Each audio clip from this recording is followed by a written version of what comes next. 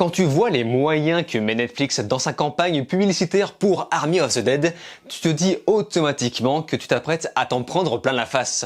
Donc j'espère que c'est le cas de ce film et on va en parler de suite.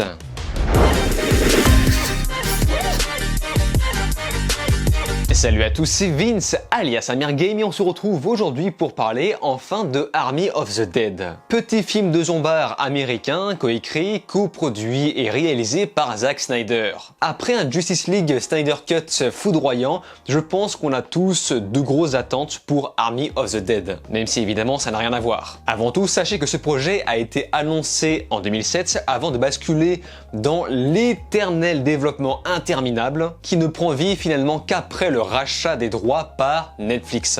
Et ce en 2019, donc ça s'est fait très vite. Le film a bénéficié de quelques projections aux États-Unis quelques jours avant sa sortie initiale sur Netflix, ce qui nous a permis de bénéficier quelques critiques de presse qui nous a donné un peu les couleurs. Mais en tout cas, Zack Snyder ne fait pas ce film au hasard puisque ça fait bien sûr référence à sa première réalisation, L'Armée des Morts, qui en anglais devrait se dire Army of the Dead, donc comme son nouveau film, sauf que son titre original était Dawn of the Dead, qui était le remake du film de Romero, Zombie. Ce fameux grand film de zombies qui finalement a été la source d'inspiration de tous les autres. Quoi qu'il en soit, Army of the Dead est le début d'un univers étendu sur Netflix, puisque deux autres projets sont déjà sur le feu. D'où l'intérêt de mettre autant d'argent dans la campagne publicitaire. Malgré ça, je n'attendais pas forcément ce film, mais le fait de ne rien attendre a peut-être été bénéfique dans mon visionnage et on y vient. Et vous concernant, accrochez-vous car on parle de deux putains de heures et demie de zombards et il y a vraiment pas mal de choses à dire et j'ai hâte de vous en parler. Bon évidemment je ne vous apprends rien mais le film se passe dans un univers post-apocalyptique de zombies et alors que Las Vegas se fait attaquer par une horde, une équipe de mercenaires se lance dans un braquage des plus risqués. Bon là je résume très grossièrement mais vraiment pas besoin d'en dire plus. Vous allez penser que j'exagère mais j'ai eu l'impression de voir un espèce de sous-texte avec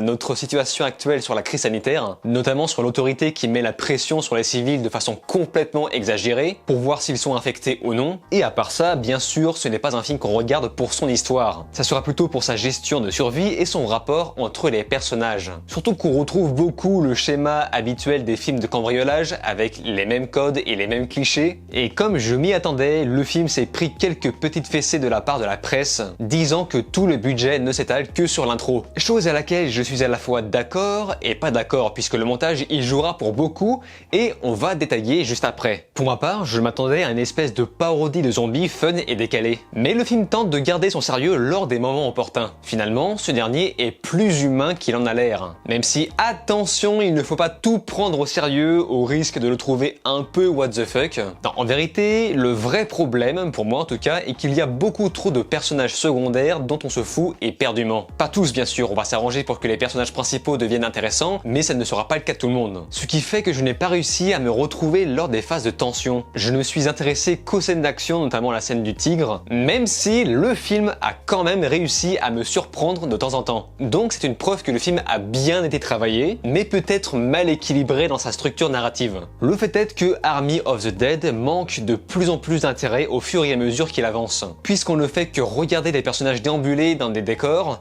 comme dans un jeu vidéo. Je pense que ce film aurait fait un meilleur jeu vidéo, notamment avec ce système de zombie alpha. D'ailleurs, ce jeu existe déjà. C'est Left 4 Dead. Left 4 Dead qui s'inspirait déjà énormément de l'Armée des Morts de Snyder. Mais à part la partie écriture, dès que tu démarres le film, tu te dis « Ah putain, ça, c'est pas du Netflix habituel. » Tu sens clairement la patte de Snyder instant.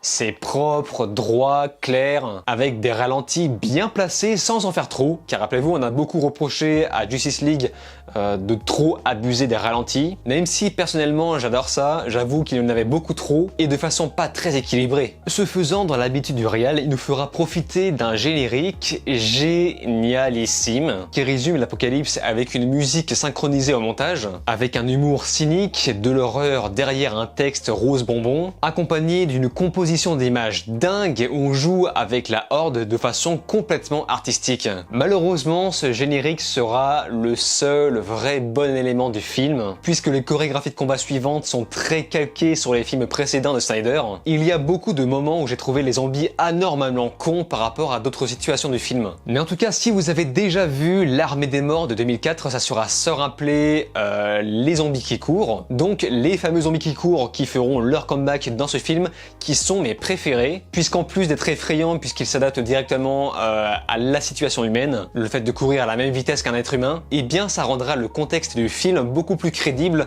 dans le concept de domination. Snyder prend également la liberté de les rendre très puissants pour s'assurer que le système de post-apo marche. Le film va donc remonter dans mon estime de ce point de vue, en tout cas dès lors de l'introduction. De plus, il sera accompagné de quelques têtes qu'on connaissait déjà, comme la présence de David Bautista, Theo Rossi qui jouait dans Sons of Anarchy, ou encore par exemple un Gareth Dillahunt qui joue dans Fear the Walking Dead. Malgré ces 2h30, ou plutôt 2h20 si on accepte le générique, je n'ai pas vraiment vu le temps passer, grâce à la fluidité de sa narration calibrée par son montage. Ceci dit, le soufflet commence un peu à redescendre de plus en plus, malgré le fait que ça s'enchaîne plutôt bien. Disons que le vrai problème est que cet effet de horde tant mis en avant dans son générique n'est finalement pas assez ressenti durant tout le reste du film, d'où ce que les critiques de presse lui reprochaient. Et c'est une chose avec laquelle je suis entièrement d'accord. C'est pourquoi, heureusement que je n'avais vu aucune image avant ça, et que je n'attendais rien de ce film. Après, on ressent quand même bien le post-apo bien frais avec les décors. Certains ne seront peut-être pas trop fans des zombies qui font plus monstres que morts-vivants, mais je trouve que au contraire ça apporte quelque chose,